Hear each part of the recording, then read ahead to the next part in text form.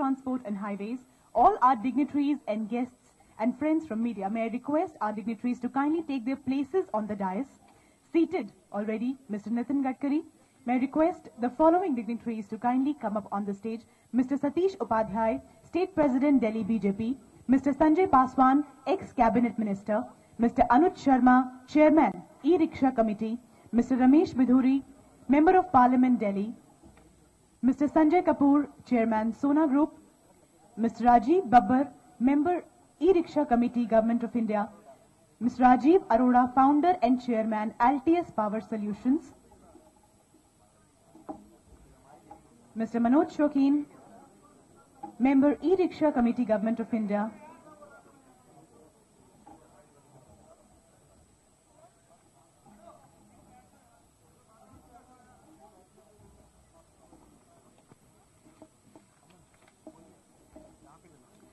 A very, very warm welcome to all our guests, to all our dignitaries and friends from media. Ladies and gentlemen, I am Juhi Malhotra and I have the pleasure of being your hostess for this inauguration ceremony. As is customary, जैसा कि हमारे देश में कहा जाता है कि अतिथि देवो भव, अतिथि वाकई देवों के समान होते हैं, उनका आदर सत्कार करना हमारी परंपरा का एक हिस्सा है। और मैं निवेदन करना चाहूंगी कि हमारे चीफ गेस्ट जो कि हमारे बीच यहाँ पहुंच चुके हैं, श्री नितिन गडकरी, उनका स्वागत करने के लिए श्री राजीव अरोड़ा जी, श्री राजीव बब्बर जी, श्री अनुज शर्मा जी, श्री जयप्रकाश जी, श्री सुभाष सचदेवा जी, श्री गुलशन भाटिया जी फूलों के गुलदस्ते के साथ स्वागत करें।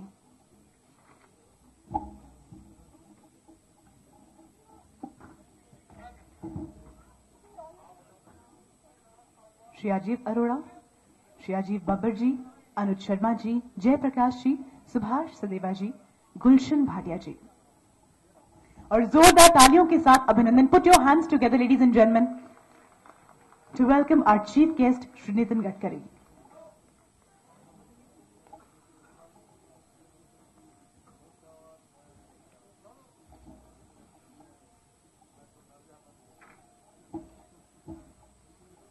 एक बार पुनः बहुत बहुत स्वागत हम करना चाहेंगे सर। आप अपने बिजी शेड्यूल में से वक्त निकालकर, समय निकालकर यहाँ पहुंचे हैं और इस इनॉग्रेशन सेरेमनी की शोभा आपने बहुत बढ़ाई है। Very warm welcome to you, sir. Once again, a very, very warm welcome. Now may I request Achal Sharma ji, Vijay Raghavan ji, Sanjay Jain ji to kindly extend welcome to Shri Ramesh Bidhuri ji.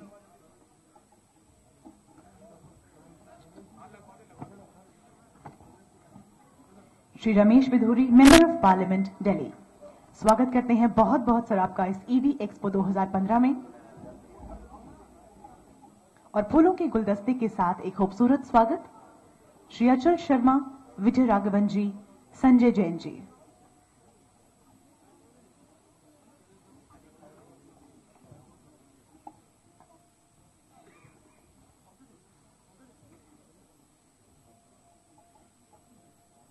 May I request Shri Virender Singh Yadav ji to welcome Shri Sanjay Kapoor.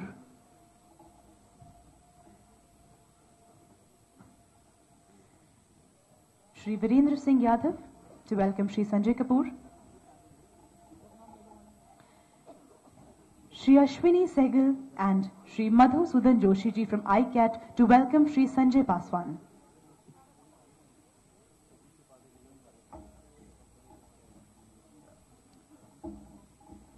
A very, very warm welcome to you, Sanjay Paswan ji. और फूलों के गुलदस्ते के साथ स्वागत।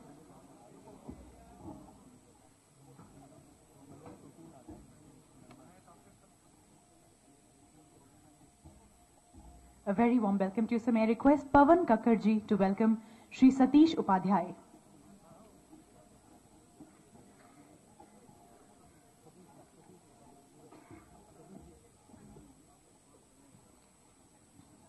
A very warm welcome. एक बार जोरदार तालियों का साथ सभी की ओर से हो जाए for all our dignitaries. May I request Shri Sanjay Goenka and Shri Rajesh Sharma to welcome Shri Anuj Sharma ji.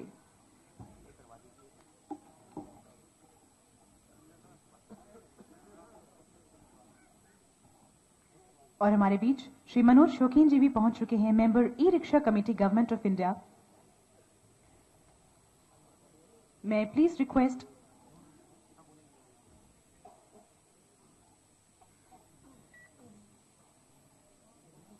Shri Rajesh Sharma ji and Sanjay Goenka ji कि वे स्वागत करें मनोज शौकीन जी का।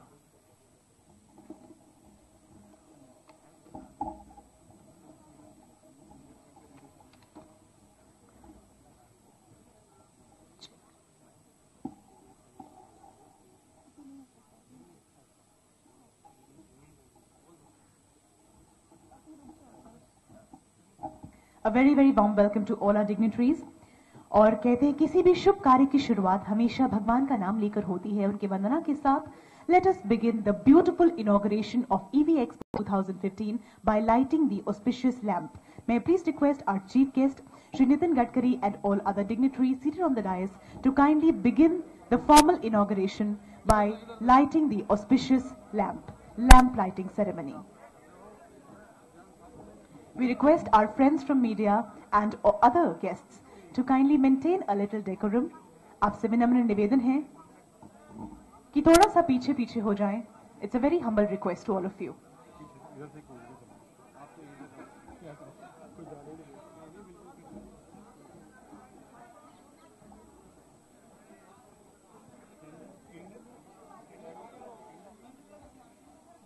कहते हैं कि किसी भी शुभ कार्य से पहले गणेश जी का नाम लिया जाता है, उनका स्मरण किया जाता है, ताकि जिस भी कार्य को हमने शुरू किया है उसमें सफलता हमें जरूर मिले।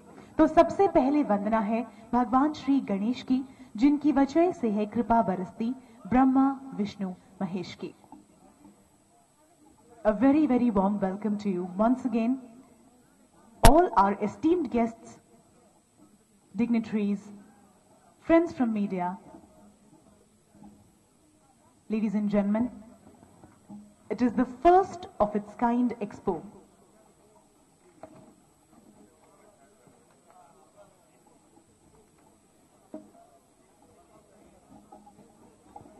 And once again, एक बार जोरदार तालियां हो जाएं for the very auspicious lamp lighting ceremony.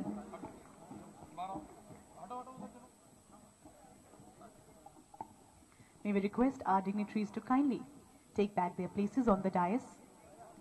Ladies and gentlemen, to welcome you all and to present the opening address, I take this opportunity, this privilege of inviting forward Shri Rajiv Arora ji, who is the founder and chairman of LTS Power Solutions, the organization which is the company responsible behind EV Expo 2015. Shri Rajiv Arora ji.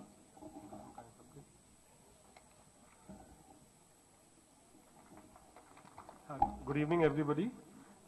Respected Nitin ji, Shri Satish Upadhyay ji, Anuj ji, Rajiv Babbar ji, Shokeen ji, Paswan ji, Kapoor ji, you all are welcome, and I am really humble कि आप सब लोग इतनी दूर से आए इस expo देखने के लिए. This is the first expo on electric vehicles.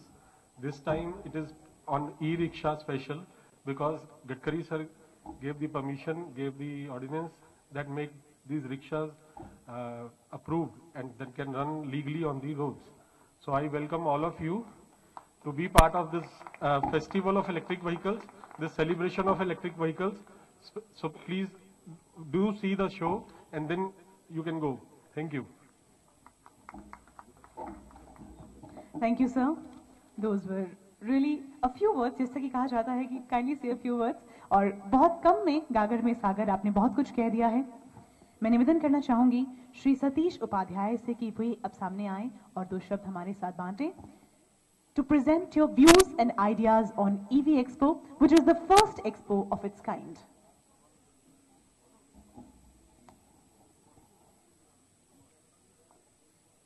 Delhi के प्रगति मैदान में फर्स्ट ईवी एक्सपो के उद्घाटन के अवसर पर उपस्थित देश के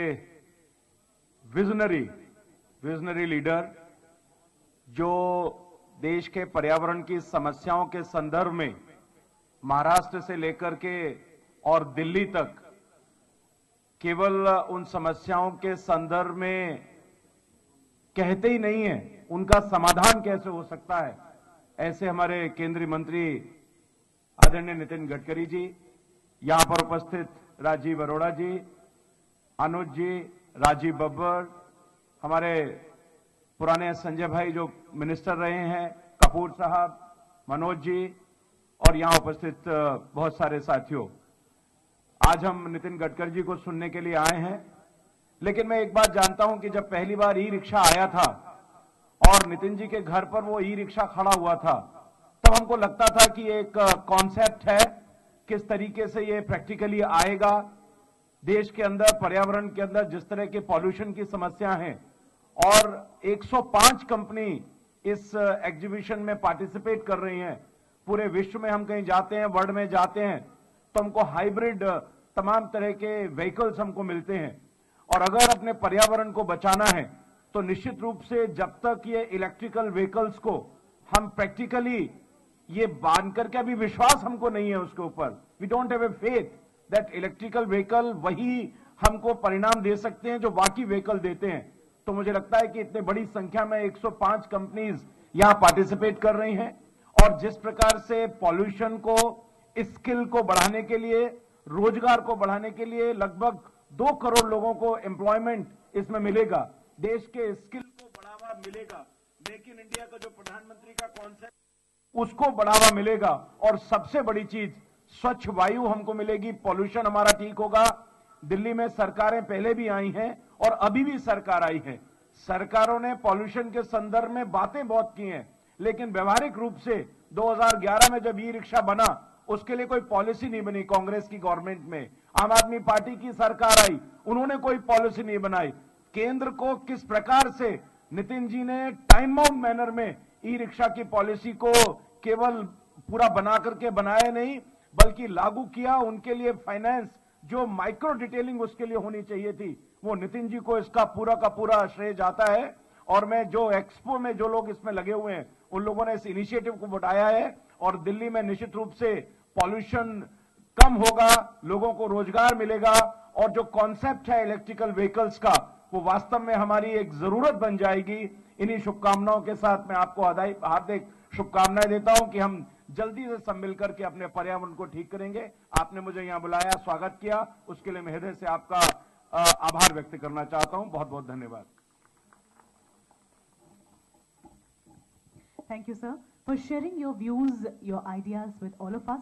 Ladies and gentlemen, as we all know that this first EV Expo 2015 holds a special significance, particularly when government is all out to promote e-rickshaws and e-carts to provide N-mile connectivity and environment-friendly transport solutions in order to boost passenger safety, their convenience, and in making India a pollution-free country. हम बहुत बहुत स्वागत करते हैं एक बार फिर से अपने सभी अतिथियों का। And may I now take this opportunity, this privilege of inviting and requesting our chief guest Shri Nitin Gadkari ji, honourable minister of road transport and highways, to please come forward and say a few words for this beautiful inauguration. Sir.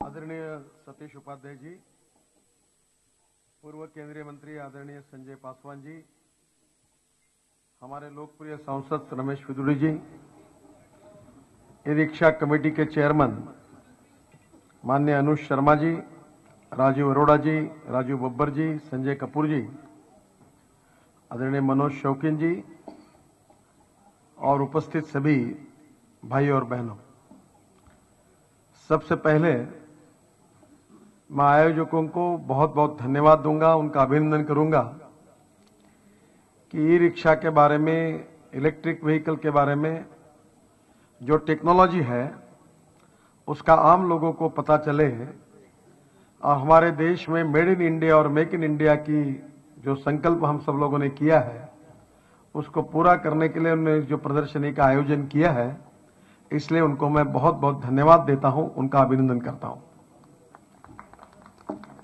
हमारे देश में अनेक सालों से ये प्रथा है कि आदमी आदमी को ढोने का काम करता है और इतना ही नहीं तो सामान भी अपने पीठ पर रखकर, बोरा रख के बेचारा मेहनत करके ले जाता है। ये बहुत अमानवीय है, अनह्यूमन है। डॉक्टर राम मनोहर लोहिया जी ऐसा कहते थे कि मैं जीवन भर इस रिक्शा में नहीं बैठूंगा, कि जो कष्ट लेकर एक गरीब व्यक्ति आदमियों को ढोने का काम करता है, ये मानवीय शोषण है, ऐसा उनको लगता था और वो सही था। पंडित दीनदयाल उपाध्याय जी ने यह कहा था कि समाज के जो शोषित है, पीड़ित है, दलित है, जो सोशली, इकोनॉमिकली और एजुकेशनली बैकवर्ड है, जिनके पास रहने के लिए मकान नहीं है, शरीर पर कपड़ा नहीं है और खाने के लिए रोटी नहीं है, ऐसे दरिद्र नारायण मजबूरी की वजह से इस प्रकार के मेहनत का काम करते हैं, क्योंकि उनको पेट के लिए वो करना पड़ता है। जिस दिन ये गरीब लोग इस कार्य से मुक्त हो जाएंगे और उनको रोटी और कपड़ा और मकान मिलेगा, उस दिन सही अर्थ में हमारा कार्य पूरा होगा, ये दीनदयाल उपाध्याय जी ने कहा था। और मुझे ऐसा लगता है कि जब मैं मंत्री बना तब स्वाभाविक रूप से इसके कारण अनेक विवाद उस समय खड़े थे।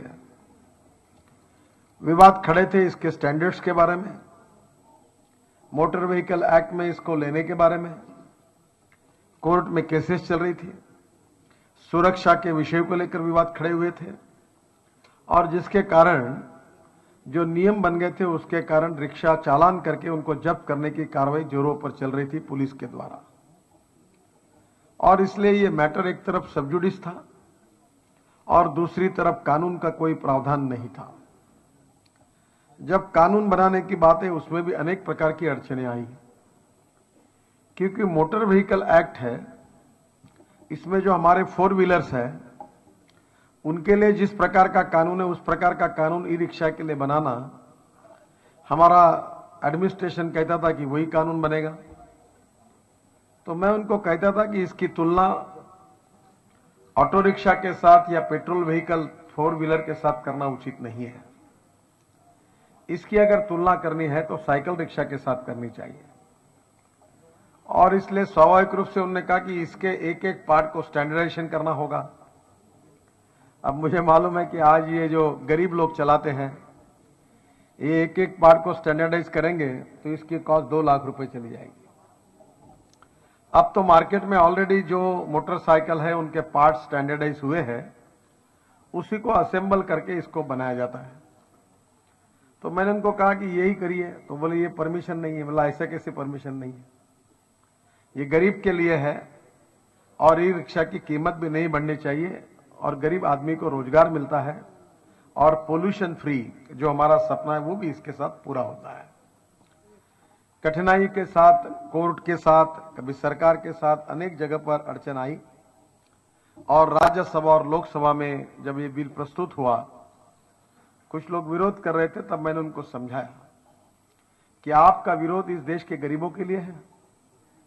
क्या साइकिल रिक्शा में लोग चल रहे हैं और आदमी आदमी को खींचता है, उसके बजाय उसके पास अगर मैकेनाइज ई रिक्शा मिलता है तो उसको कितना बड़ा जीवन में उसको एक नया प्रकार का एक नया जीवन मिलेगा। क्या आप इसका विरोध करना चाहते हो? और ये सब बातें जब कहने के बाद मुझे बहुत खुशी है कि सभी पार्टियों ने अपने विरोध को पीछे लिया और पार्लियामेंट में, राज्यसभा और लोकसभा में इसको अनुमति मिली। और उसके बाद में भी अनुज शर्मा जी यहां बैठे हैं। काफी एसोसिएशन वाले लोग बार बार मुझे मिलने के लिए आते थे, अड़चने थी। अब लगभग उनका मिलना मुझे बंद हो गया, इसका मतलब अड़चने खत्म हो गई। तो ये बहुत अच्छी शुरुआत हुई है। एक चीज के लिए मैं आप सबको अनुरोध करूंगा कि प्राइस कम करने के पीछे क्वालिटी के साथ कॉम्प्रोमाइज मत करिए। अगर आपने क्वालिटी के साथ कॉम्प्रोमाइज किया और सुरक्षा के दृष्टि से अगर नए सवाल कई खड़े हुए तो फिर निश्चित रूप से मेरे सामने भी आपको जिस भावना से मैंने काम किया उस नियमों को सुधार करने के लिए मेरे ऊपर दबाव आ सकता है। और इसलिए इसके मिनिमम स्टैंडर्ड्स जो है उसको मेंटेन करके आप काम करिए। और इसलिए जो भी आपके प्रश्न है, समस्या है, मैं एक संवेदनशील राजनीतिक और सामाजिक कार्यकर्ता होने के नाते मैं इन लोगों के दुख और दर्द को समझ सकता हूं।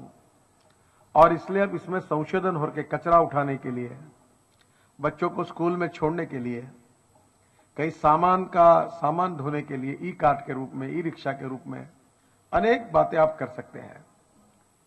जो जानकारी मिली, हमारे देश में 1 करोड़ लोग ऐसे हैं। कोई जुगाड़ चलाता है, बंगाल में, यूपी में जुगाड़ भी प्रसिद्ध है, जो पोल्यूशन करते हुए चलता है। मैं दिल्ली में आता था, पहले तो एक धुआं छोड़ने वाला एक मोटरसाइकिल पर वो चलता था, टुक टुक, 4 सीटर, तो पोल्यूशन की भी समस्या गंभीर है। और इसलिए जो साइकिल रिक्शा चलाते हैं उनको ई रिक्शा देना ये सरकार का मिशन है।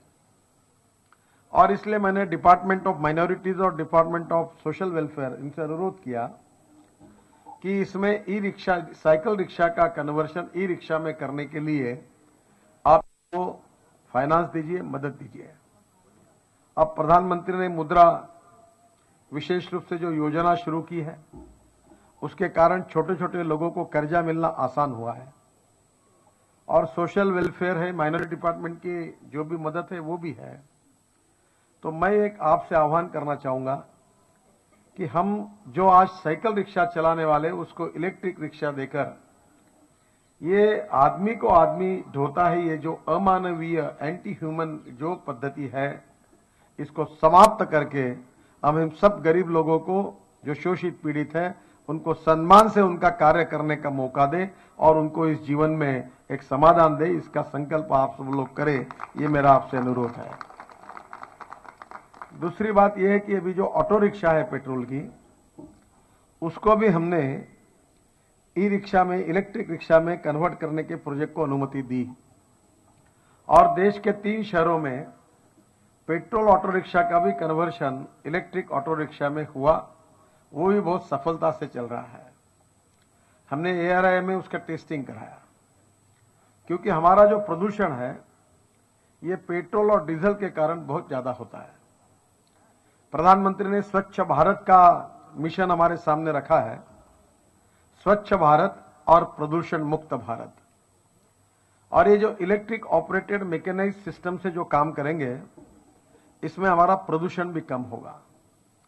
तो हमारा सपना यही है कि हमारा पेट्रोल ऑटो रिक्शा भी इलेक्ट्रिक रिक्शा में कन्वर्ट हो। और मुझे इस बात की खुशी हो रही है, काफी लोग चाइना से भी यहां आए हैं। हमारे देश में इलेक्ट्रिक बस के बारे में काफी संशोधन जो है हुआ नहीं है। मैं जब लंदन में एक बार गया तो लंदन में अशोक लेलैंड जो है हिंदुजा, इन्होंने लंदन के लिए एक इलेक्ट्रिक बस तैयार की थी और मुझे आग्रह किया कि इस बस में एक लंदन की सफर आप करिए ताकि आपको बस कैसी चलती हो देखने का मौका मिलेगा। और वो बस में बैठकर मैं लंदन में घूम रहा था, बहुत अच्छी थी। तब मैंने उनको पूछा कि इसकी कीमत क्या है, तो उन्होंने मुझे 2.5 करोड़ रुपए बताया।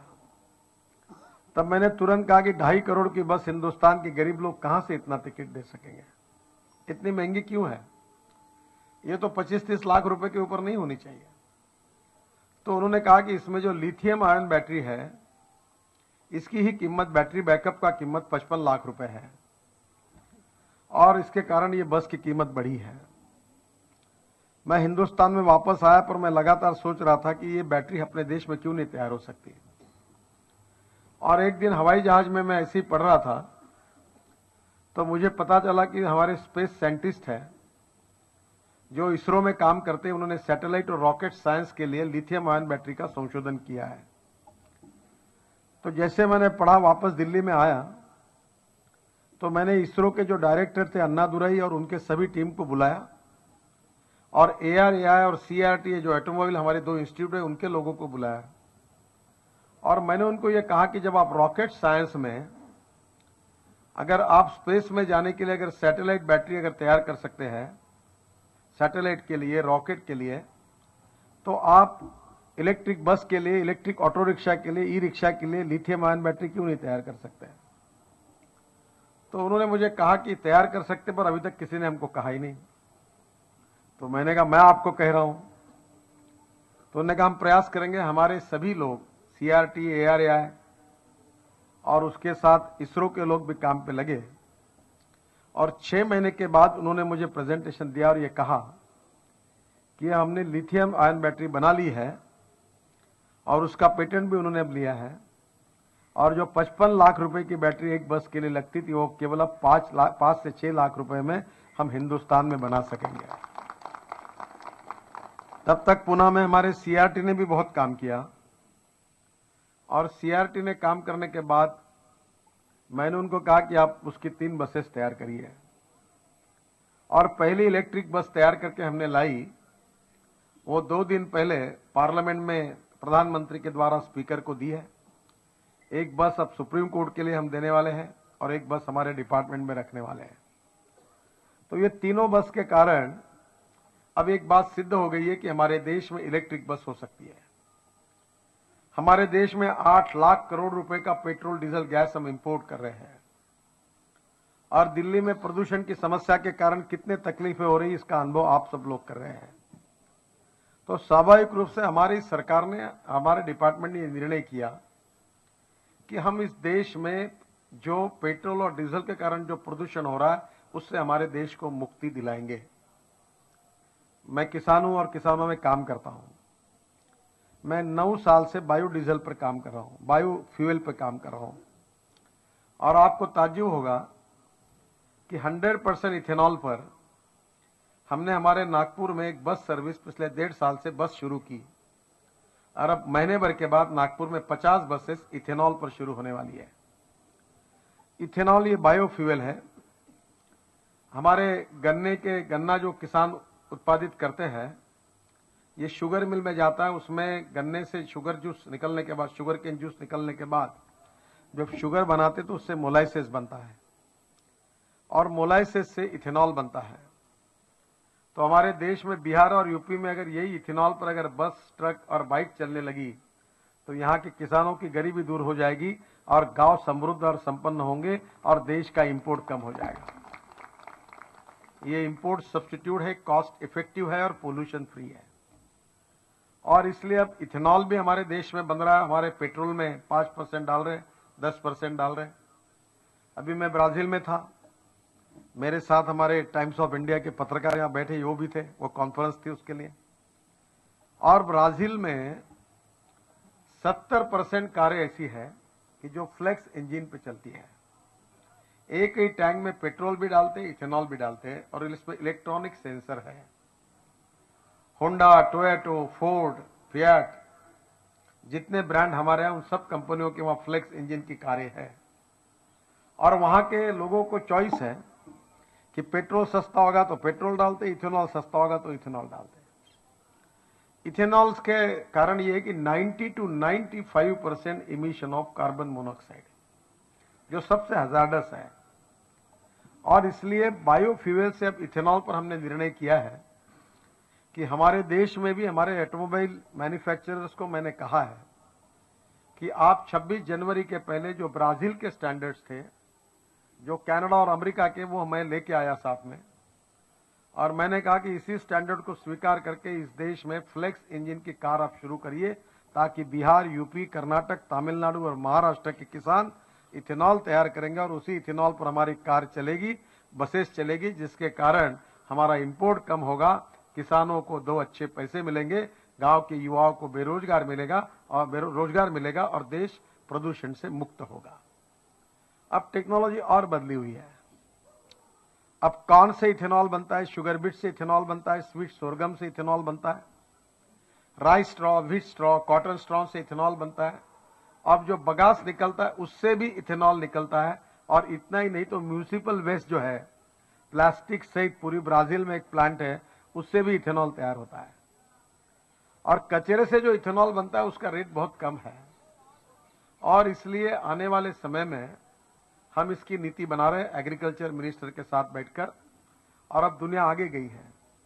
ये जो प्लास्टिक की बोतल है बिस्लेरी की, ये पेट्रोलियम प्लास्टिक की है। अब इथेनॉल से बायोप्लास्टिक बन रहा है। Toyota, Honda, Coca Cola, Pepsi, America में पेप्सी और कोका कोला ने अभी अमेरिकन सरकार ने लाया है कि एफडीआई ने लाया है कि अब पीने की बोतल जो है वो बायोप्लास्टिक की होगी।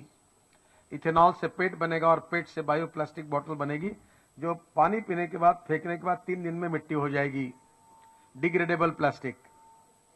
तो ये भविष्य और हमारे किसान ये कर सकते हैं, बायोप्लास्टिक किसान तैयार कर सकते हैं। तो मैं इस पर काम कर रहा हूं कि diversification of agriculture towards energy, power and plastic. और इसके साथ साथ हम लोग अभी दिल्ली में, मैंने कहा है कि सरकार ने, सतीश उपाध्याय जी है, हमारे एमएलए भी है, सांसद भी है, और दिल्ली की सरकार को मैंने आह्वान करूंगा कि मैं अपने क्षेत्र में रोज 30,000 लीटर बायोडीजल लाता हूं और किसानों को ट्रैक्टर में चलाने के लिए तो उतना ही एवरेज है और 95% पोल्यूशन कम है।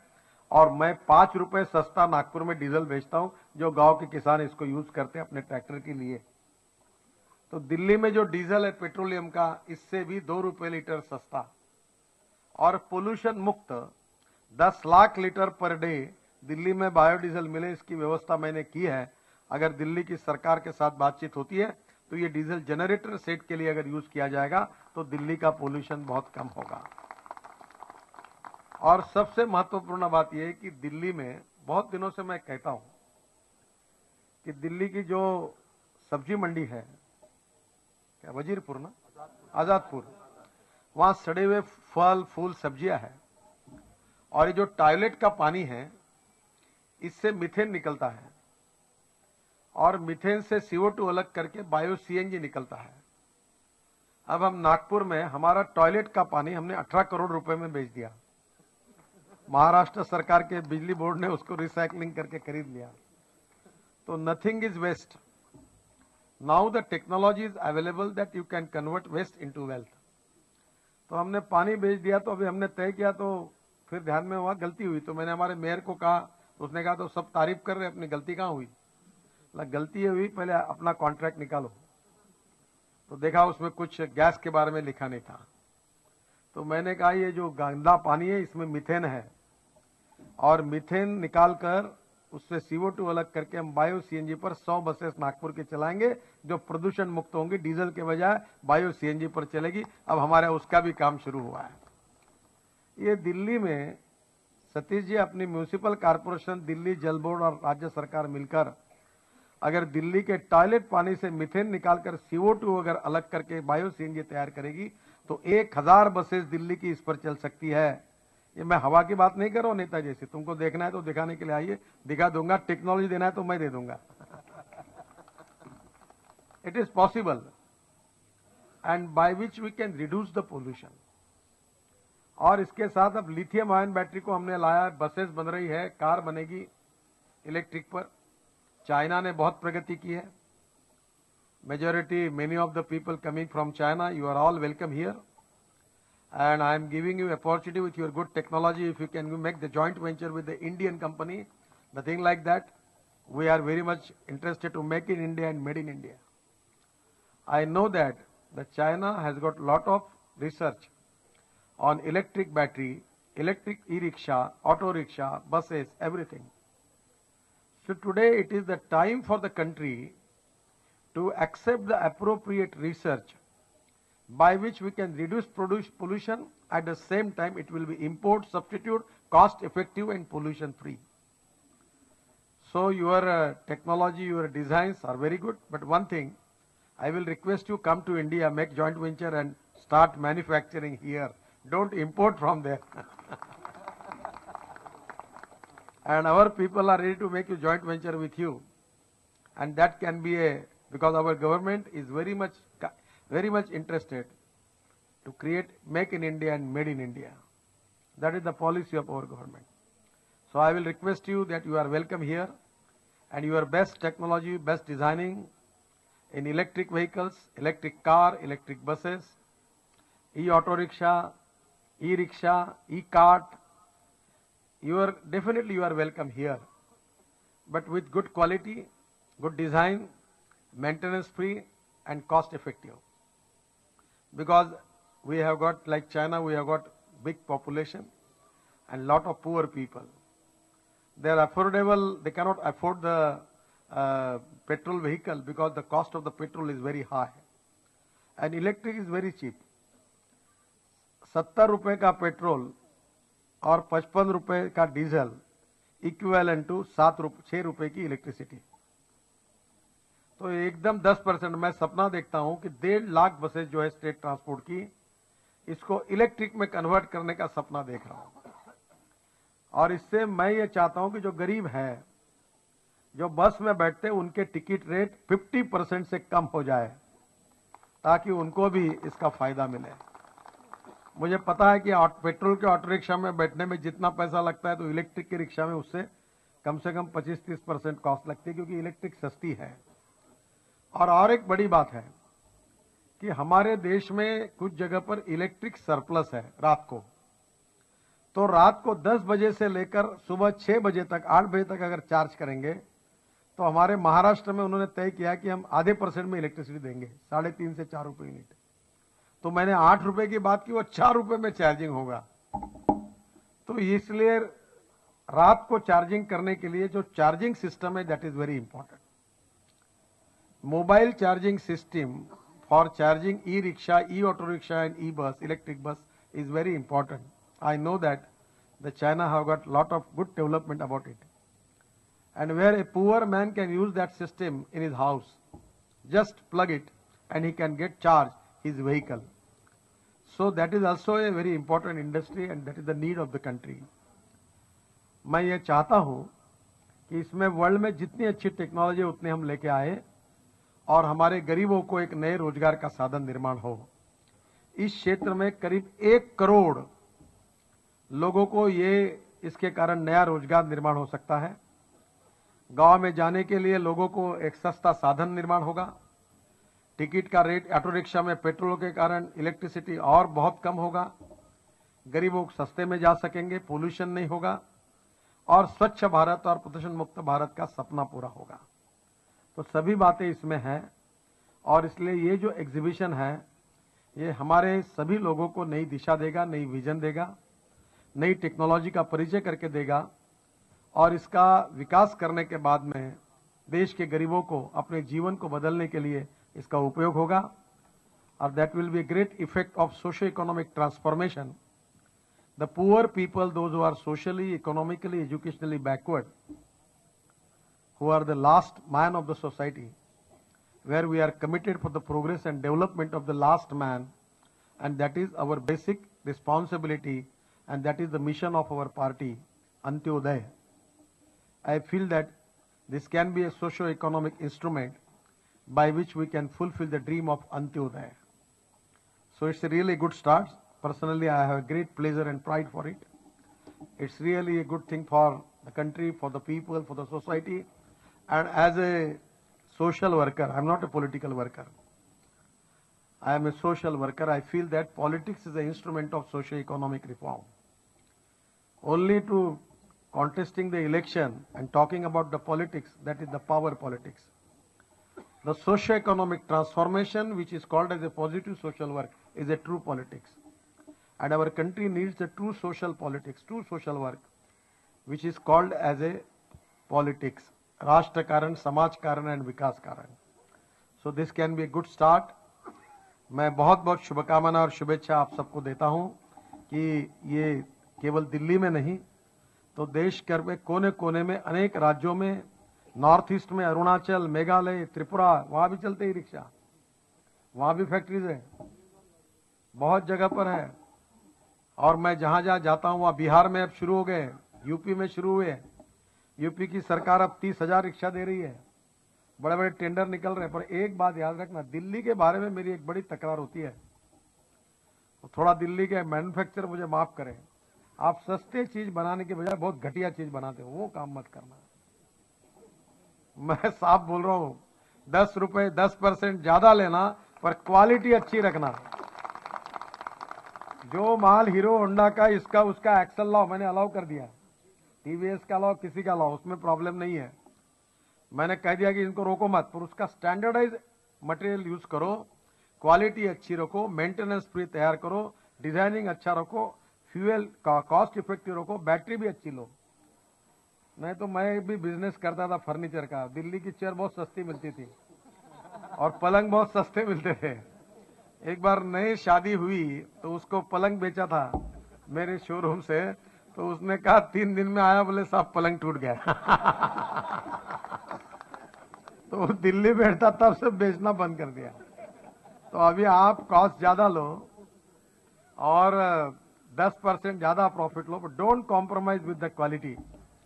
क्वालिटी अच्छी तो ये मेरे बहुत हाथ जोड़कर आपसे प्रार्थना है, अदरवाइज प्रोडक्ट बदनाम हो जाएगा और प्रोडक्ट बदनाम हो जाएगा तो फिर कोई लेंगे नहीं.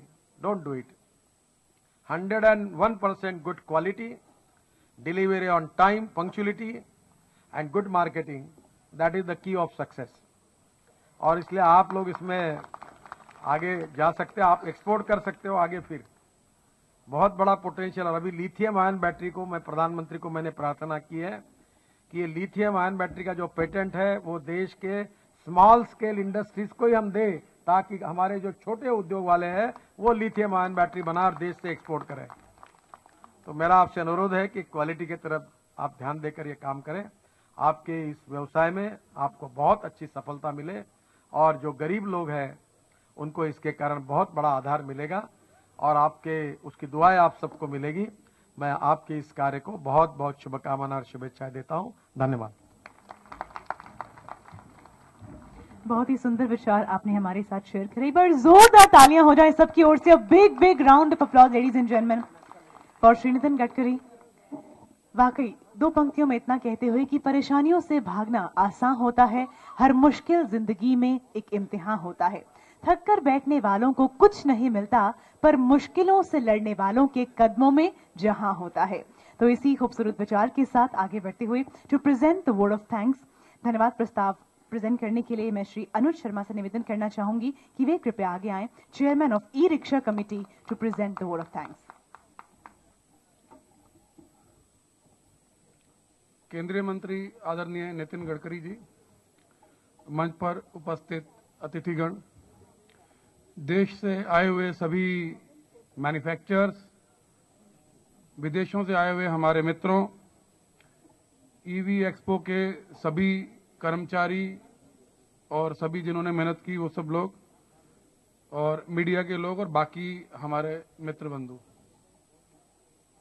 नितिन जी की एक सोच थी और हमारे जुनून ने देश के अंदर एक नई ऊर्जा लाके दी इलेक्ट्रिक व्हीकल के रूप में।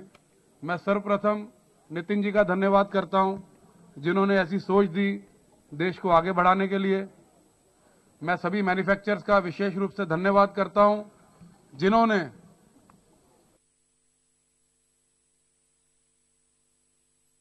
इलेक्ट्रिक व्हीकल के